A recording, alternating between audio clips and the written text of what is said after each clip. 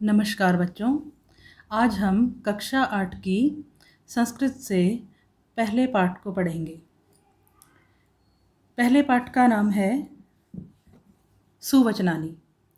सु अर्थात अच्छा और वचनानी का अर्थ है बातें, अर्थात अच्छी बातें। तो पहला श्लोक पढ़ना आरंभ करते हैं। पहला श्लोक है सर्वे भवन्तु सुखिनः, सर्वे सन्तु निरामयाः, सर्वे भद्राणि पश्यन्तु, माँ कश्चित् दुख भाग भवेत्। इस श्लोक में यह कामना की गई है कि दुनिया का प्रत्येक व्यक्ति सुखी हो, कोई भी दुख को ना देखे।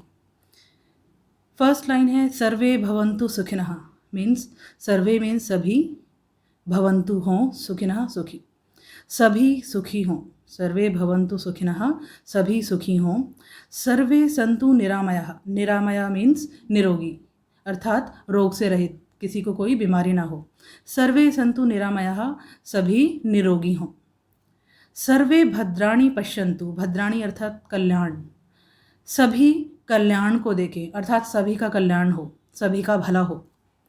माँ कश्चित् दुख भाग भवेत्, किसी को कोई भी दुख ना हो। कश्चित अर्थात कोई, माँ का अर्थ है मत, किसी को कोई भी दुख ना हो। तो प्रस्तुत श्लोक में कामना की गई है कि दुनिया का प्रत्येक व्यक्ति सुखी हो, उसे कोई भी दुख ना हो। इसके बाद दूसरा श्लोक है अधमा धनम इच्छन्ति, धनम मानम च मध्यमः, उत्तमा मानम इच्छन्ति, मानो ही महताम धनम। बच्चों, मनुष्यों को 3 कोटियों में, 3 श्रेणियों में विभाजित किया गया है, उत्तम, मध्यम और अधम।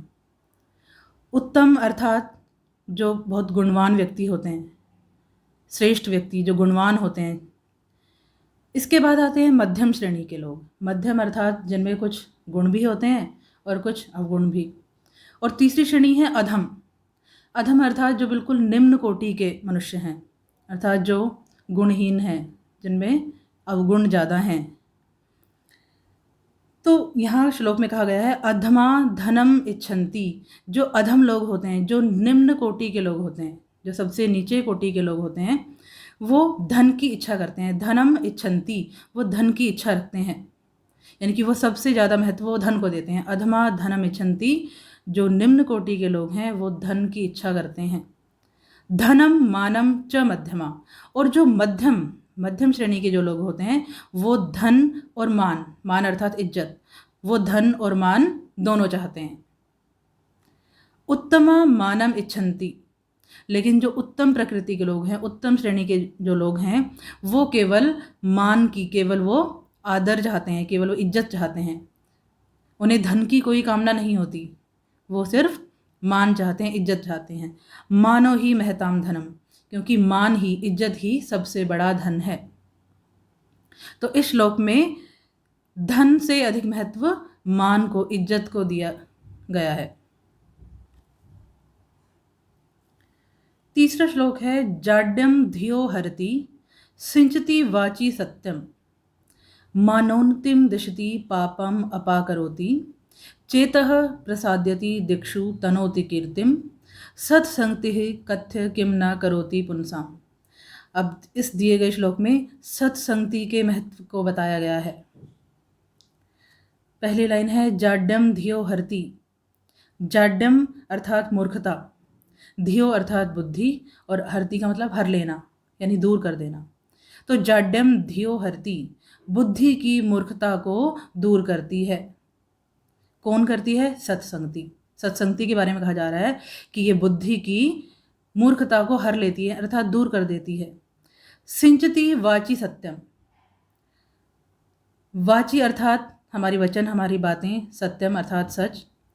तो हमारे वचन में सत्यता लाती है, यानी हमें सत्य की ओर अग्रसर करती है, हमारी बातों को सत्य से सींचती है। सींचने का अर्थ है जैसे पौधों को जल देकर सींचा जाता है, इसी तरह से जो सत्संगति है वो हमारे बातों को सत्य रूपी जल से सींचती है, यानी हमें सत्य की ओर ले जाती है।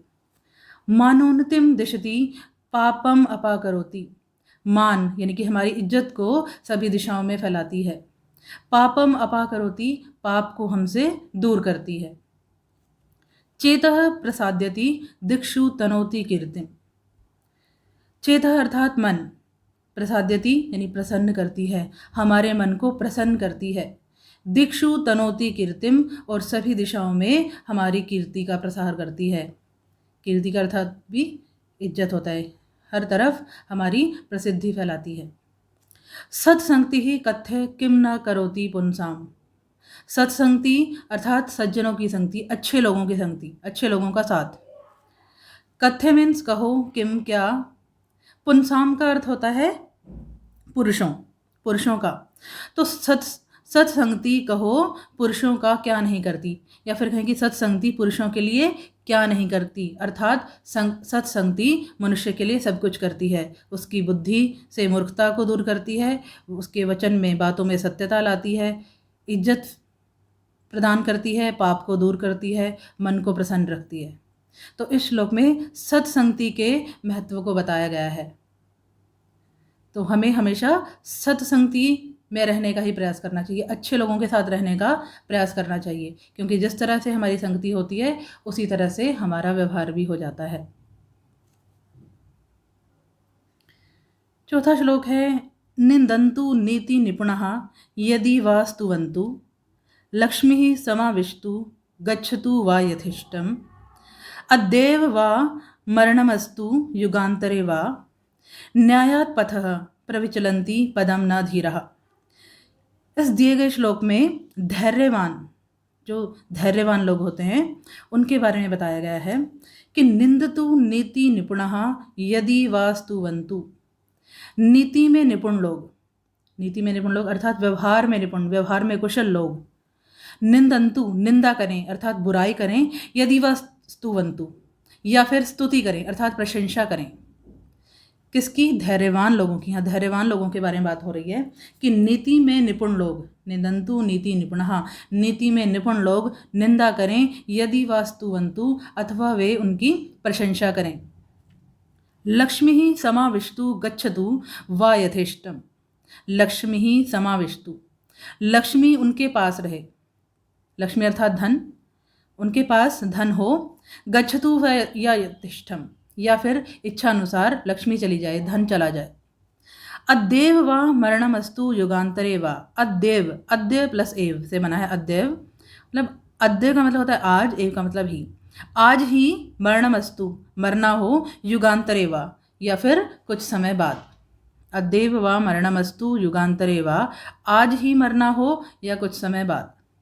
न्यायात् पथः प्रविचलन्ति पदम न धीरः, जो धैर्यवान होते हैं, धीर लोग होते हैं, यानी जो धैर्यवान लोग होते हैं वो न्याय के पथ से, वो न्याय के रास्ते से, प्रविचलन्ति पदम न, पदम अर्थात पैर, वो न्याय के पथ से अपने पैरों को विचलित नहीं करते, अर्थात वो न्याय के पथ से, न्याय के रास्ते से वो हटते नहीं हैं।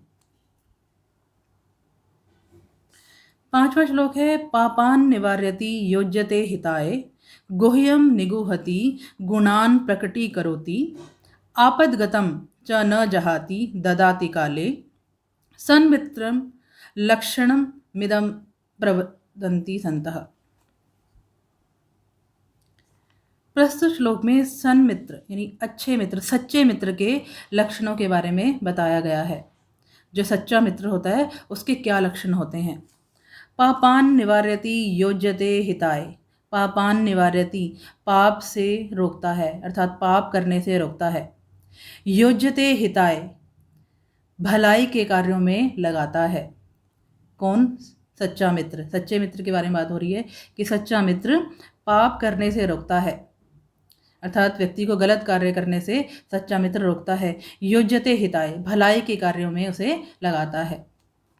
गुह्यम निगुहति गुणान प्रकटीकरोति, गुह्यम निगुहति छिपाने योग्य बातों को, रहस्य की बातों को छिपाता है। गुणान प्रकटीकरोति और गुणों को प्रकट करता है, अपने मित्र के गुणों को प्रकट करता है। आपदगतम च न जहाति ददाति काले, आपदगतम यानी आपत्ति के समय, आपत्ति अर्थात विपत्ति, मुसीबत के समय, मुसीबत के समय त्याग नहीं करता, छोड़ता नहीं है अपने मित्र को। आपदगतम च न जहाति ददाति काले, विपत्ति के समय, मुसीबत के समय अपने मित्र को छोड़ता नहीं है बल्कि सहायता करता है। सन्मित्र लक्षण इदम प्रवदन्ति संतः, जो संत लोग हैं उन्होंने सन्मित्रम, सच्चे मित्र के यह लक्षण बताए हैं। तो आज हमने लेसन 1 के ये श्लोक का अनुवाद समझा। मैं आशा करती हूँ कि आपको अच्छी तरह से समझ में आया होगा। अब इसके बाद हम नेक्स्ट वीडियो में मिलते हैं, तब तक के लिए नमस्कार।